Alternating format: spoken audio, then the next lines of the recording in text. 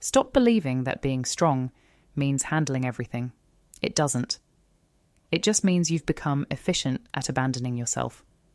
Women are taught that if they can carry more, endure more, fix more, they are powerful. That's a lie. What you're calling strength is often just slow emotional decay. A quiet form of self-betrayal dressed up as responsibility.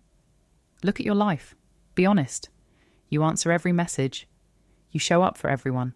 You hold things together. And yet, you feel empty. Not tired. Empty. Because deep down, you know the truth you've been avoiding. You're running a company where everyone else has decision-making power, except you. And if you keep living like this for another year, the cost won't just be your time. It will be your identity, your self-respect. The part of you that once knew what it wanted before it learned to please everyone else. This isn't a message for comfort. This is a confrontation. Because if you don't take the CEO seat of your own life, something else will. Expectations, fear, guilt, and they will run it into the ground. I used to think I was in control of my life because I could handle everything. Deadlines, emotions, people's expectations.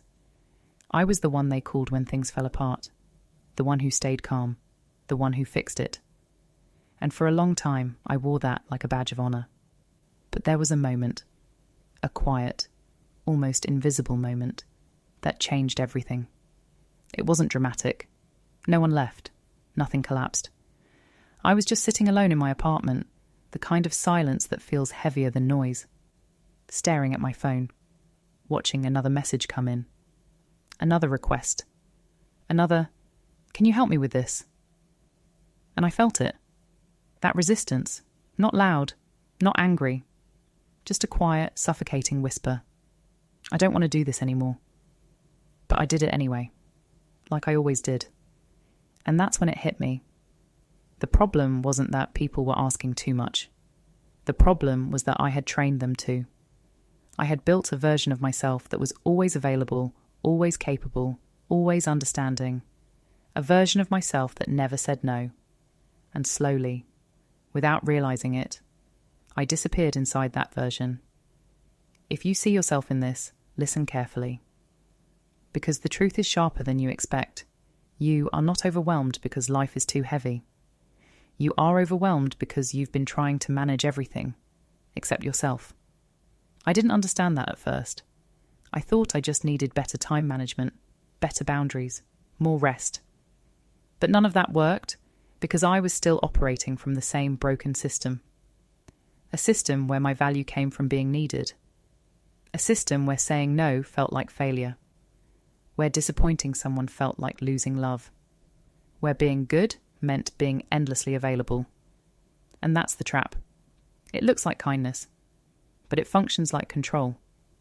Because when your identity is built on being needed, you don't just help people. You depend on it. You start to measure your worth by how much you can carry, how much you can fix, how much you can sacrifice without breaking. And the more you give, the more they expect. Not because they're cruel, because you made it normal. That realization, it broke something in me. Not in a destructive way, but in the way a locked door breaks open. For the first time, I asked myself a question I had been avoiding my entire life. If no one needed me, who would I be? And I didn't have an answer. That silence, that emptiness, that was my real rock bottom. Not failure, not rejection, but the absence of a self that existed outside of other people's expectations. And that's where the shift began. Because I finally understood something that no one had ever taught me. Self-mastery is not about controlling your life. It's about taking responsibility for what you allow to control you. And I had allowed approval, guilt, and fear to run everything. That's when I started studying a different way of thinking. A brutal one, but an honest one.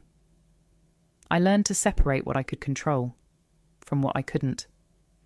I couldn't control how people reacted when I changed. I couldn't control if someone thought I was selfish. I couldn't control whether they stayed or left, but I could control one thing: whether I kept abandoning myself to keep them comfortable. That became my line, my non-negotiable. And at first, it felt wrong. Saying no felt like betrayal. Choosing myself felt unnatural. Setting boundaries felt like aggression. Because I had spent years conditioning myself to believe that my role was to accommodate, not to lead. But here's the truth no one tells you. A CEO does not run a company based on who might get upset.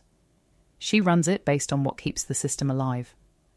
And I had been running my life like a customer service desk, not like a leader. So I changed the system. Slowly, deliberately. I stopped explaining every decision. I stopped over-justifying my boundaries. I stopped apologizing for needing space, time, clarity. And something unexpected happened. The world didn't end. Some people resisted. Some people didn't understand. Some people drifted away. But something inside me stabilized. For the first time, I wasn't reacting. I was choosing. And that shift, it's subtle, but it's everything.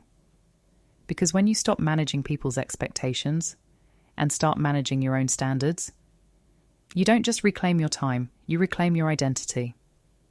And here's where most people get it wrong.